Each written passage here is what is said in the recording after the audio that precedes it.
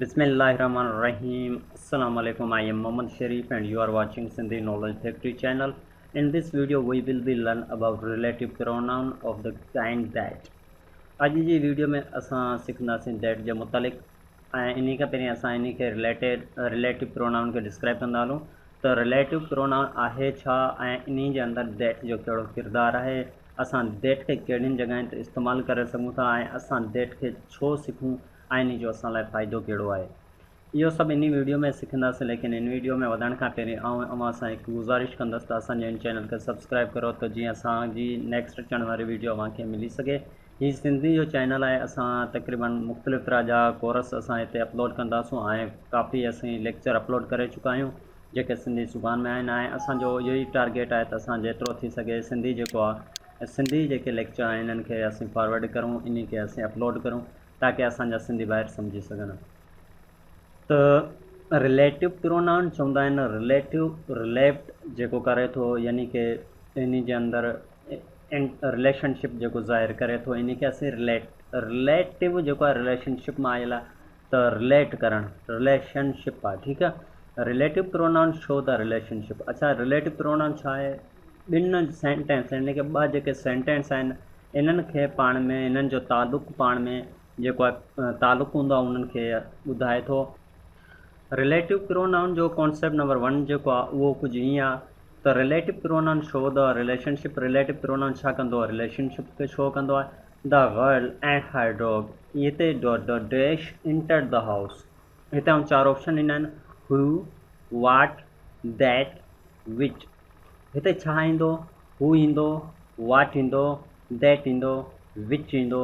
हक़ीक़तन ही जेके 4 ऑप्शन जेके आहिनि रिलेटिव जा ई आहिनि, लेकिन इन्हनि मां असांखे इहो चॉइस करिणो आहे त आख़िर हिन में कहिड़ो वर्ड ईंदो। हिते ईंदो दैट। हाणे सुवाल ई अचे थो त हिते दैट छा लाइ इहो आहे, छो लॻियो आहे? हिते दैट असां कहिड़े हिसाब सां लॻायो आहे? Here we put that because before the that are 2 nouns, one living and second animal, the we put that। अच्छा, अगर दैट यानी कि दैट हिते दैट आहे, इन खां पहिरीं 2 सब्जेक्ट हुजनि या 2 वरी नाउन हुजनि, जीअं गर्ल, डॉग। ही 2 छा आहिनि? नाउन आहिनि। ही 2 छा आहिनि? सब्जेक्ट आहिनि। अच्छा, डॉग ऐं गर्ल जेके आहिनि नाउन प्रोनाउन बि असां चई सघूं था इहा आहिनि। ठीकु आहे, हाणे ही 2 दैट खां पहिरीं आहिनि। हाणे असांखे इहो चॉइस करिणो आहे त दैट खां पहिरीं अगरि गर्ल यानी कि जानदार आहे लेकिन इंसान आहे ऐं उन खां पोइ जानवर आहे त पोइ असां छा कंदासीं? दैट ॾींदासीं। इन कंडीशन में अगर हिकु इंसान हुजे ॿियो जानवर हुजे त असांखे दैट ॾियणो आहे। सम्झी विया? त असां इन लाइ हिते असां दैट खे इस्तेमालु कंदासीं। इन खां अलावा अगर हिते जानवर इंसान हुजे ऐं हिते डॉग जी जॻह ते ॿियो जानदार हुजे, का बि शइ, टेबल पेन, पोइ बि असांखे हिते दैट ई इस्तेमालु करिणो आहे। अगर हिते सिर्फ़ु डॉग हुजे त पोइ असांखे विच इस्तेमालु करिणो आहे। ठीकु आहे, ऐं हिते सिर्फ़ु गर्ल हुजे त असांखे हू इस्तेमालु करिणो आहे। लेकिन हिते 2 अची विया, डॉग बि अची वियो ऐं गर्ल बि अची वई, इन लाइ असां हिते दैट खे इस्तेमालु कयोसीं। उमेद करियां थो त तव्हांखे पहिरियों कॉन्सेप्ट क्लियर हूंदो। हाणे हलूं था ॿिए कॉन्सेप्ट ॾांहुं। Concept number 2, I have told U all that dot, हिते दैट ईंदो, आई नो। अच्छा, हिते छो? हिते आई आहे, सिर्फ़ु आई आहे। ठीकु आहे, काफ़ी शागिर्द छा कंदा, हिते सब प्लूरल नाउन में छा आहे? आई आहे। ठीकु आहे, उन खां पोइ हिते ॿियो को बि नाउन यू, ठीकु आहे, लिविंग आहे, त पोइ हिते छा कंदा? हू ॾींदा। 2 इंसान आहिनि। ठीकु आहे, आई बि इंसान, यू बि इंसान। हिते हू खे इस्तेमालु कंदा, लेकिन हिते हू इस्तेमालु नाहे करिणो, हिते दैट करिणो आहे। छो? बिफोर द दैट खां पहिरीं कम आल, कम, अच्छा, दैट खां पहिरीं अची वञे आल अचे, सम अचे, समथिंग अचे, एनीथिंग अचे, एनी अचे, एवरी अचे, एवरीवेयर अचे, त पोइ असांखे ETC हिते छा असां पुट कंदासीं? दैट। सम्झ में आयो? त दैट खां पहिरीं आल वारी जॻह ते को बि अखर यानी कि सम हुजे, समथिंग, एनीथिंग, कुझु अहिड़ो हुजे त हुते असां दैट खे इस्तेमालु कंदासीं। हीअ हो कॉन्सेप्ट नंबर 2। हाणे हलूं था कॉन्सेप्ट नंबर 3 ॾांहुं। Concept number 3, who am I dash I should punish U. ठीकु आहे, हिते बि असां दैट खे इस्तेमालु कंदासूं। छो, हिते सिर्फ़ु हू आहे। ठीकु आहे, हू आई एम आई। ठीकु आहे, अगरि इफ़ स्टार्ट द सेंटेंस, अगरि जेको सेंटेंस आहे उहो स्टार्ट थिए with the interrogative like what, who, which, than.